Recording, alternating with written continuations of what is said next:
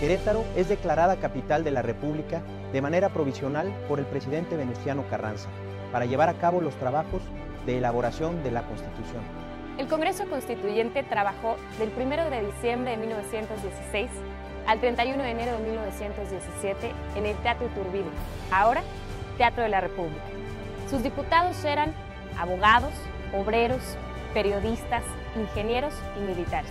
Voces tan importantes como los generales Ignacio L. Pesqueira, Francisco J. Mújica, Heriberto Jara y José Natividad Macías emprendieron grandes debates para definir el proyecto nacional de México. Los queretanos José María Truchuelo y Juan N. Frías participaron en la creación de la Constitución de 1917, en la cual fueron incluidos los más importantes derechos sociales. De los debates más controvertidos fueron los que tienen que ver con el artículo 3 acerca de la educación, los artículos 24 y 130 que regulan las relaciones entre el Estado y las iglesias, y finalmente el 123 que trata sobre las relaciones de los factores productivos y la manera en la que se impulsa el trabajo en nuestro país. Y así fue como nació la Carta Magna más avanzada de su tiempo, con 66 sesiones ordinarias, una inaugural y una de clausura, el 31 de enero de 1917. Fue promulgada el 5 de febrero de 1917. Hace 100 años, en el ahora Teatro de la República de la ciudad de Querétaro, los constituyentes de 1917 le entregaron al pueblo de México el texto histórico y político más importante de su historia. La Constitución de 1917 retomó la lucha literaria del pueblo mexicano. En ella se vieron reflejadas las principales demandas de quienes hicieron posible la gran revolución del siglo XX.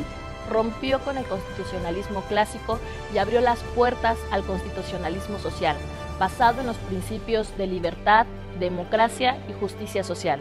Es la síntesis de la evolución jurídica, política y social de México, para lograr la paz social y la soberanía nacional.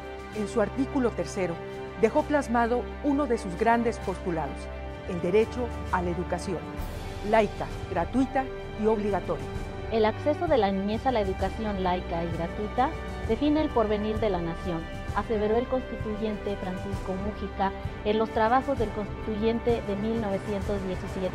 En su artículo 27 retoma los anhelos de los campesinos que demandaron tierra y libertad, que dio paso a la gran reforma agraria de nuestro país. Permitió afianzar la unidad nacional, respetando la diversidad de las comunidades y colectividades existentes a través de un régimen federalista. Retomó las principales demandas de los trabajadores del campo y la ciudad, reconociendo en su artículo 123 los derechos individuales y colectivos de la clase trabajadora. El derecho a huelga de los trabajadores, la regulación de los contratos colectivos y la justicia laboral marcaron el corte social de la Constitución de 1917, que la distinguió en el siglo XX. Los constituyentes de 1917 plasmaron en nuestra Carta Magna un Estado social de derechos, convencidos de que este Estado social garantizaría derechos para todas y todos los mexicanos, garantizando así que se quitara la arbitrariedad hacia las leyes mexicanas. Refleja la voluntad del pueblo mexicano de constituirse en una comunidad social, cultural, política y económicamente soberana e independiente.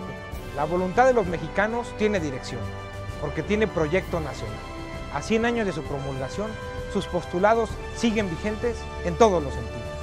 La Constitución de 1917 tiene cerca de 600 reformas, en su mayoría realizadas en los últimos 40 años, adecuándose a la vida actual del país. Con las más importantes reformas realizadas en 1982, se crearon las instituciones Derechos Humanos, acceso a la información y transparencia y además justicia electoral. Al establecerse las bases de una democracia constitucional, se ha creado un sistema de defensa que robustece figuras como el juicio de amparo, las controversias constitucionales y las acciones de inconstitucionalidad.